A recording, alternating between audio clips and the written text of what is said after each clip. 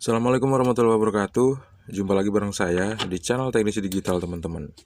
Masih di seri ngebahas komponen-komponen elektronik yang gampang rusak atau yang paling susah rusak. Kali ini saya mau nunjukin ke teman-teman komponen yang jarang rusak. Kira rusak apa yang gampang rusak ya? Yang gampang rusak aja deh kali ini ya. Saya mau nunjukin ke teman-teman komponen-komponen elektronik yang gampang rusak. Kebetulan di depannya teman-teman saat ini ada sebuah power supply punya TV Sharp yang kalau misalnya kita mau cari power supply yang sama di internet, kita hanya tinggal ngetikkan kode ini teman-teman. DUNTKG 799 FM. Pertanyaannya, kenapa kok itu yang diketik, Bang? Karena biasanya kalau diketik ini muncul aja di internet gitu teman-teman. Tapi kalau kita ngetik yang lain-lain seperti ini kadang-kadang nggak muncul di internet. Padahal kode-kodenya hampir sama ya. Nggak ada cara khusus untuk mengidentifikasi kode dari power supply atau kode produksi. Kita bisa coba-coba aja teman-teman. Biasanya sih nomor seri dari power supply itu dituliskan seperti ini kalau untuk TV Sharp. Jadi kalau misalnya teman-teman mentok untuk memperbaiki power supply nggak sembuh-sembuh, ada baiknya kalau misalnya ganti power supply 1 unit. Tapi kalau misalnya teman-teman pengen belajar lebih detail, teman-teman yang awam bisa nonton video ini sampai habis ya. Dan video ini khusus buat teman-teman yang awam, bukan yang pro. Kalau yang pro nggak penting sama video kayak gini teman-teman. Nah, langsung lanjut ke pokok pembahasan kita ya. Komponen mana aja sih yang sering rusak di power supply TV LED atau LCD? Yang gampang rusak adalah dioda teman-teman. Ini dia. Ini ada 5 buah dioda bagian primer. Sebelumnya kita identifikasi dulu bagian primer itu yang mana. Bagian primer itu pertama ditandai sama adanya soket kabel steker, kabel AC. Yang ini teman-teman. Yang ini ya. Ini udah pasti primer. Dan ciri-ciri kedua biasanya ditandain sama garis putus-putus putih seperti ini. Nah, garis ini nunjukin area primer. Sekunder itu di luarnya, di luar garis ini.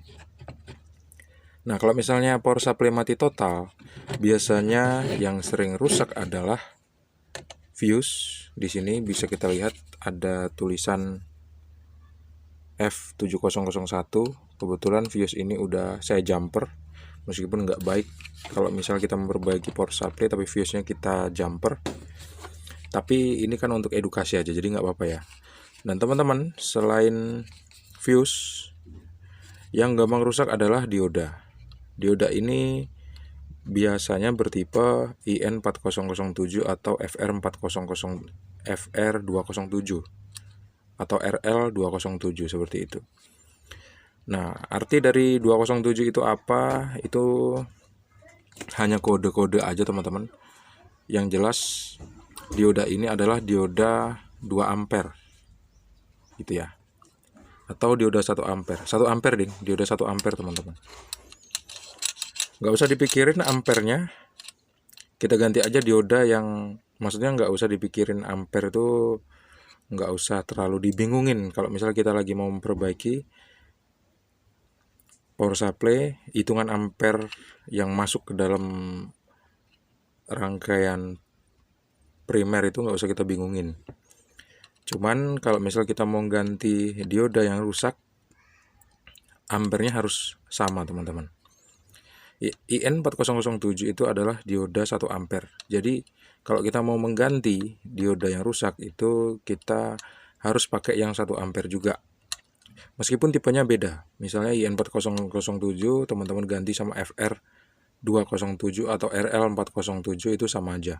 Belakang yang angka belakang 7 itu biasanya sih dioda 1 ampere ya.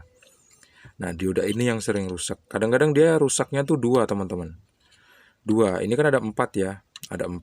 Jadi arus AC itu kan masuk ke sini kemudian dikeluarkan jadi dua tegangan, yang satu tegangan plus, yang satu tegangan minus atau ground ya. Nah, biasanya yang rusak itu keseringannya di bagian ground. Di bagian ground yang ini teman-teman. Kita bisa identifikasinya dari elko. Elko ini kan plus yang nggak ada garis-garisnya, sedangkan yang ada garis-garisnya minus ini adalah minus. Jadi kaki elko yang ini adalah plus, yang ini adalah kaki elko yang minus. Nah, yang minus itu kalau misalnya kita urutkan, ya, ini kan terpisah ya. Ini garis putih ini garis pemisah antara bagian plus dan minus. Nah, yang minus ini kita urutkan. Nanti dia bakal jumpa sama 2 buah dioda, teman-teman. Dioda yang ini, saya fokusin dulu. Dioda yang ini dan dioda yang ini. Nah, ini adalah bisa dilihat ya. Anodanya nempel ya. Anoda ini kan katoda, ini anoda. Anodanya kan langsung nyambung ke bagian minus dari elko. Kaki minus dari elko ya. Ini dia. Dioda minus ini paling sering rusak, teman-teman. Jadi kalau misalnya kita ukur pakai avometer digital, biasanya dia nyambung. Cara ngelihat nyambung atau enggaknya kalau pakai avometer digital itu seperti ini. Kita ambil avometer digital, kita arahkan jarum skala kita ke arah dioda seperti ini. Terus kalau misalnya dioda itu nyambung atau dioda itu short alias rusak, sama seperti kayak kita lagi gabungin 2 buah kaki atau 2 buah prob positif dan negatif seperti ini, akan muncul angka 001, 002 atau 003. Kalau rusak bakal seperti itu, teman-teman. Nah, kalau yang sekarang teman-teman lihat, ini diodanya nggak rusak. Jadi kalau kita ukur, dia nggak bakal muncul angka 001. Tadi yang negatif, bagian negatif yang ini ya. Ini kalau kita ukur seperti ini, tuh dia nggak nunjukin angka 001. Tapi kalau misalnya kita balik, dia akan munculin angka-angka tertentu. Artinya dia diodanya nggak rusak seperti itu. Nah, teman-teman, kalau misalnya memperbaiki power supply TV LED yang khusus mereknya adalah Sharp misalnya, kondisi TV-nya mati total, teman-teman harus cek nih 2 buah dioda, terutama dioda minus. Dioda maksudnya dioda yang nyambung ke kaki elko 450 volt yang bagian minus. Itu cek, biasanya diodanya short. Nah, ada saran lagi ya, kalau misalnya teman-teman ganti 2 buah dioda yang saya tunjuk barusan, kadang-kadang hasilnya nggak akan sempurna. Jadi kita harus ganti 4-4-nya. Jadi yang 2 ini adalah dioda yang berfungsi untuk mengeluarkan tegangan positif. Tapi kalau kita nggak ganti juga, biasanya mesin kita nggak bakal berjalan sempurna. Jadi 4 buah dioda ini harus diganti, seperti itu ya. Nah, yang lain lagi yang rusak paling sering adalah MOSFET, teman-teman. MOSFET di sini bisa dilihat dengan kode Q7002. MOSFET-nya yang dikasih pendingin ini, teman-teman. Kebetulan MOSFET-nya udah saya ganti sama STR, jadi saya nggak bisa nunjukin MOSFET-nya, nggak tahu kemana MOSFET yang lama ya. MOSFET-nya itu kakinya 3, seperti ini kakinya. Tapi yang ini bukan MOSFET ya, ini kakinya 3, seperti ini. MOSFET itu masih tergolong komponen transistor, teman-teman. Jadi MOSFET ini juga sering rusak. Jadi teman-teman tadi udah harus cek dioda, terus cek MOSFET. Dan kalau misalnya MOSFET-nya rusak, biasanya ada hubungannya sama IC driver PWM. IC driver PWM ada di balik PCB-nya, teman-teman. Nah, di balik PCB kita bisa ngelihat di sini ada 6 buah kaki IC yang kecil banget.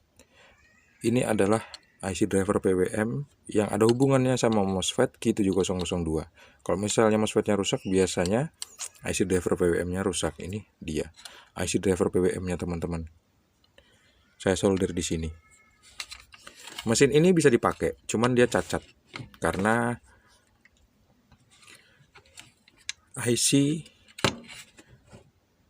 driver backlight ini rusak teman-teman. Saya cari gantinya nggak ada.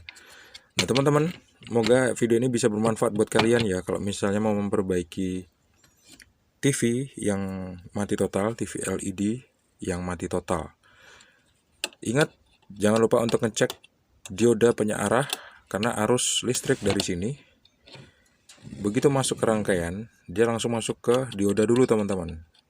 Di luarnya ini adalah tegangan AC, arus AC. Begitu keluar dari dioda menjadi tegangan DC.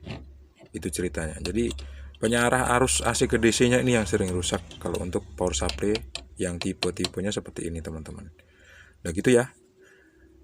Besok di video selanjutnya saya bakal tunjukin komponen mana aja yang kira-kira perlu diganti kalau misalnya TV kita rusak, terutama di power supply-nya teman-teman. Terima kasih sudah menonton, semoga video ini bermanfaat buat kalian. Sampai jumpa di video selanjutnya. Assalamualaikum warahmatullahi wabarakatuh. Jangan lupa untuk klik like, subscribe, dan membagikan video ini ke teman-teman kalian. See you and bye-bye.